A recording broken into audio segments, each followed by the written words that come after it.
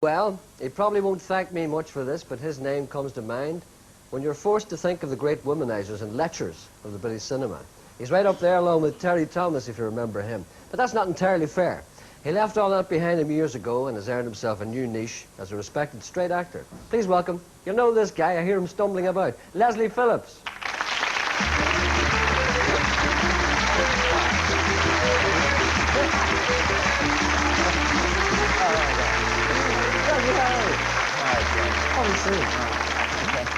I heard a noise in there. I thought maybe you'd stumbled. No, I was talking to that very sweet girl at the back there.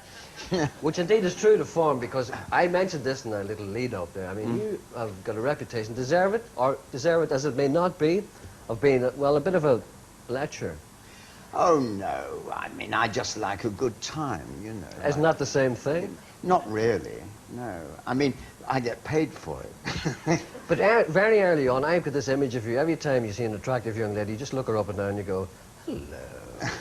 Oh, yes, the famous hello. Now, I mentioned also the fact that probably you're best known, and I didn't mention that, but I was talking about it earlier on, but the fact that you're best known for carry-on films, but in actual fact, you didn't do many of them at all. No, I didn't. I only made 3, but a lot of people think I made 33. But in fact, I'd had a very good career, unlike most of the other people in that show, before the carry-ons. In fact, I've been to Hollywood before I did my first carry-on. Does that annoy you that people associate you with carry-on? Not really. Over the years, I've made, something in excess of 100 movies. And I suppose it does slightly annoy you that they think that you've only done carry-ons. There's a certain amount of people that only watch old films on television. Do you know that? And they're lovely, but we don't get paid for those. No. But they don't watch all the new stuff. And so there's a kind of love for those old pictures, which is lovely in a way, but it's a bit depressing. It's rather like being a dentist and pulling the same tooth out all the time. You know? Do you have a love for those old films? Well, I avoid them if I can. Could you not sit and watch yourself maybe 20 years ago, 30 years ago? No, I don't know who it is, actually, half the time. But it's a long way from Carry On to Chekhov. Now, you've made a film recently with, I mean, you've got this deserved reputation recently, well, maybe not so much recently, but this last few years, as a very well-respected straight actor. I mean, the people have finally recognized that you're a hell of a good actor. And well, that's nice to hear, Gerry, but, you know, I spent all my life in this business. Yeah. And when you go on the stage, you used to say you're going on the stage because there wasn't a television, there was very little radio, and perhaps the odd picture. But you went on the stage, ostensibly. And when you went on the stage, you went on to make a living. So you were prepared to do anything. And it took a long time to sort of get settled and start to make some money, keep the bank manager happy, educate my children. And when I got into a comedy run, it was quite a good thing at the time. What was the happiest time in your life professionally? Was it that comedy run type? No, I've always been happy. I've always enjoyed my work.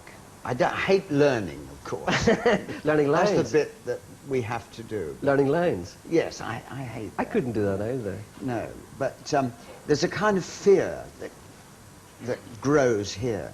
And it becomes a deadline, rather like a journalist, I imagine, having to meet a deadline. You know that if you don't know your lines, you're going to walk in front of the audience and make an absolute idiot of yourself. So you actually get on with it. That's what makes you learn. There's nothing as immediate as that. You talk about a journalist having, well, writer's block or facing a deadline. But the journalist always has little time to sit and think, you know, but the actor has not. If you don't remember your lines right away, that's it. You're corpse. I don't know what the expression is. It's not corpse. Corpse is laughing, isn't it? Yes, corpsing is laughing, yes. What's the one for forgetting your line? Drying. Dry, yes. No, in fact, you don't dry. You keep going. If you were educated in the theatre in repertory, you learn to make it up as you go along, in fact. So was it difficult for you to make this transition in this last few years? I mean, you've had some... Not really. I've never made any plans with my life. I just get on with it, and I make earned my living. I was doing very well, and I had enjoyed myself. But I never actually determined what I was going to do. I never planned a career or planned how I was going to do this or do that. Yeah, it's wise, and then isn't it? one Yeah. day, I decided I would. It was about 15 years ago, and I thought, you know, I looked in the mirror and thought, it's about time I stopped chasing these girls. Thank you so much. I think by the look in your eye, you haven't stopped yet. What? No, well, I don't think we ever stop looking, do we, really? No, no harm in looking. And then I made up my mind I would not do any more comedies, Right. per se, comedies. And, of course, I haven't kept that up. But it took me about 2 years, and then things started to break, and I did Out of Africa, the film Out of Africa, and I did a lovely play called Passion Play. And then my life opened up, and since then I've done a lot of rather super plays. Did you have a couple of lean years when you did make that Yes, I decision did, to do, yes. well, do no more Yes, crap? the bank manager rang me up during that time. Right. But, you know, things have worked out very well. And now I get a steady flow of interesting work. But I do a lot of comedies, but comedies possibly with a difference, you know. You've worked with Anthony Hopkins, Yes. Uncle Vanya. Did you Yes. enjoy that? Yes, I've just finished that. He's just gone to Hollywood to do, of all things, he's going to play President Nixon. Would you believe? He's, for a Welshman, I mean, it's unbelievable, isn't it? This is a Welsh version of Chekhov. Yes, it is. Now, Stephen Ray was here the other day, and he's talking about there's an Irish version of Chekhov by Frank McGuinness. Yes, What is it about Chekhov that the Celts seem to want to checking convey? off all over the place. You know. So you're happy enough. Welsh blood doesn't course in your veins, does Oh, it? no. No, I was the only Englishman in it, and it was quite traditional for the Welsh to hate the English, and I meant to be the kind of villain of the piece, Okay. the professor. Leslie, stay with us, because you'll want to meet this next man. Leslie Phillips. Oh, great. Stay there now.